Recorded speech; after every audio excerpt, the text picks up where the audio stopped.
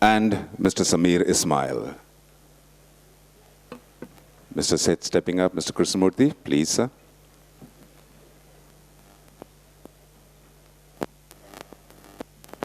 To complete the panel, we have Samir Ismail. And with that, it's time to hand you over to Mr. Lalit Babu.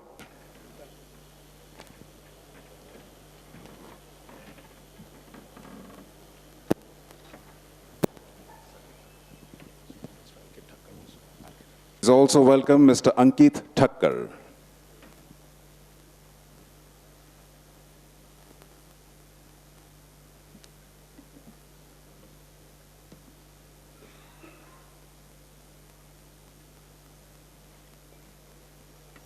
With that, gentlemen, it's time to hand you over to Mr. Lalit Bangar.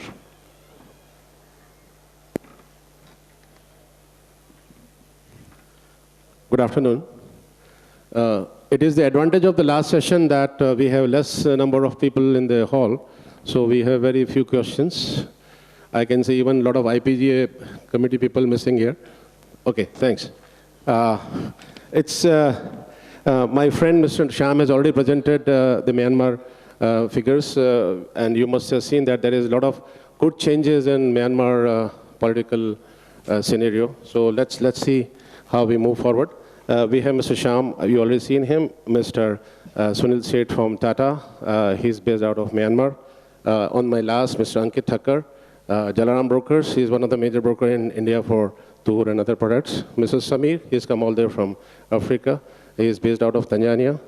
And Mr. Murthy, he's in Chennai and primarily dealing with the black market. So let me start with Mr. Sham about the presentation which he made, that the area is growing, the production is growing, Myanmar is really becoming more and more stronger. So what do you think about the this year's intention of the farmer there and the trade practices which is being followed there, that payment against 100% advance, and we have many times safety issues. So how when there's just prices are so up and down, what do you think that the current production and current figures which we are shown will be certainly supporting the trade demand and requirement in India? Yes, as I have mentioned, there is sufficient crop and the production is more in Myanmar, and it will be, the supply will be round the year. So as there is 100% advance, still it's not changing, but in the coming years, I expect maybe we can start with LC, but it will take time. And for the supply side, I assure Myanmar will supply round the year. Last year, the price which jumped from October to December. Only 3% export was done that time because the Myanmar crop almost finished for black mapte. There were no balance. So it was a sudden jump. But round the year, the price maintained same level, round about 1100, 1150 level. So is there any carryover stock from last year? No, I've already mentioned there is no carry forward stock from 2015. So gentlemen, you can see that there was no carryover stock of black market last year. Next to Mr. Satish Shet, who is incidentally the head of our OTAM Association of Myanmar, which was formed 2 years back and which has got a quite significant contribution in pulse industry now.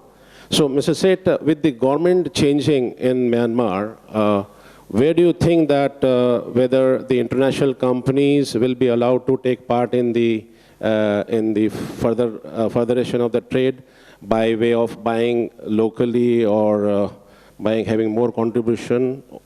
Maybe you would like to say something about that, which is a quite for international trading. I think a lot of people must be knowing that, but in Myanmar, no international company can buy locally or they can do trade. They can simply have a wrap office and then they buy only on FOB basis.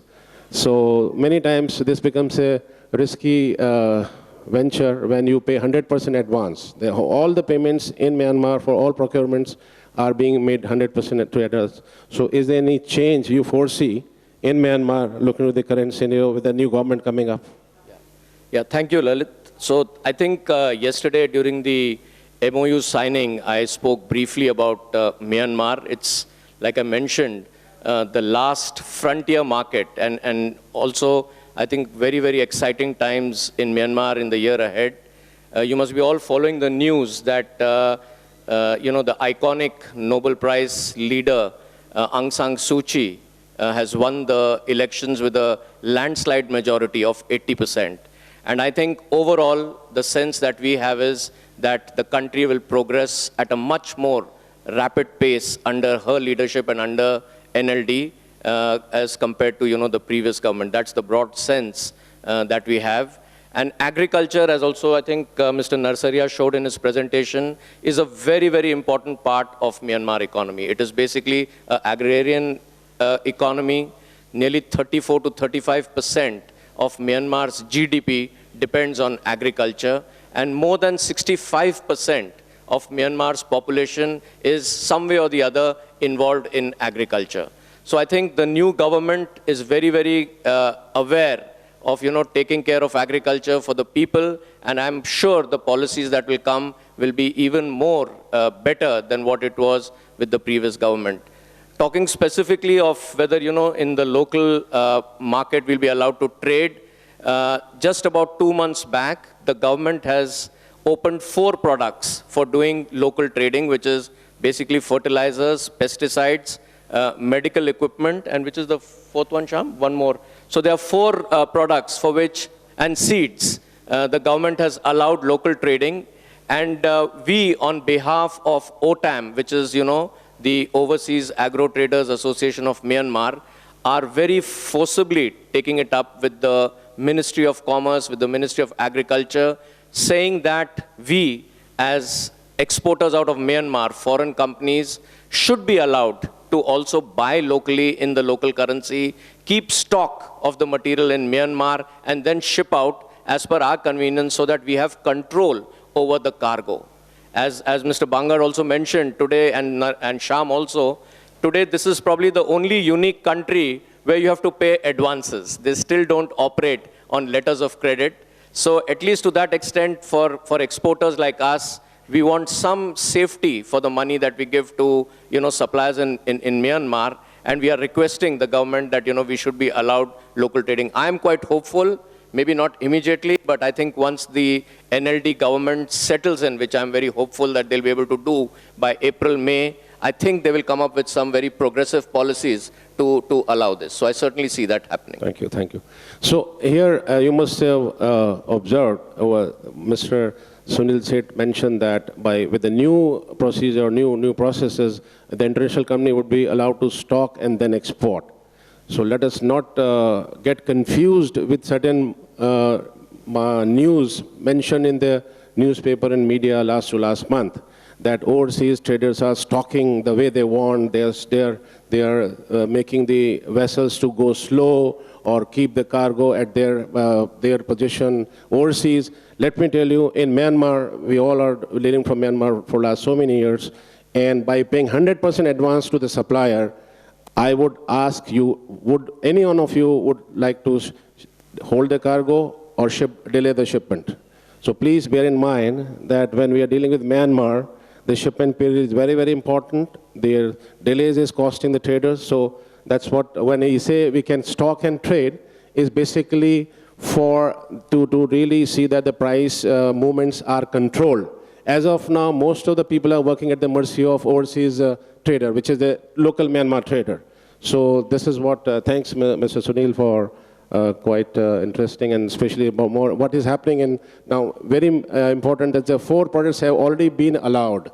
So let's see, let's hope that Myanmar again have a good news for doing allowing trading in pulses as well.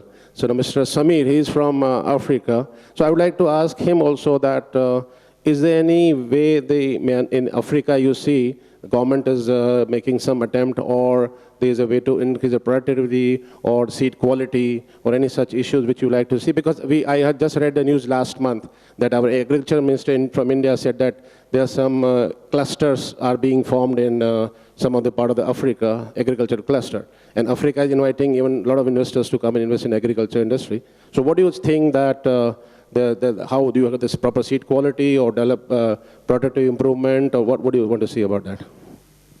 Well, first of all, there has been seed development, but it hasn't yet got into the pulses industry. So at the moment, like maize seeds are being developed. You have certified seed available for maize, which is a staple crop. You have in some countries where for some cash crops you're getting certified seed. For example, in Zimbabwe you're getting certified seed for cotton. But as far as pulses is concerned, it hasn't yet started. There isn't any certified seed available either in Tanzania, Malawi, or Mozambique, or even Uganda. I think there is room for that to happen so that production and yields especially can increase. Thank you. Mr. Murthy, he's a very old icon in pulse industry, and he's head of our DV Pulses chapter in Chennai as well. He's taking up various addressing a lot of problems for the pulses industry in South, and he himself is a miller. So, Mr. Murthy, what do you feel about this now black mud pay current scenario? Because there is no carrying stock in Myanmar, and in India, how do you foresee the current crop and look into the current environment? What do you think where the production and the price is going to go?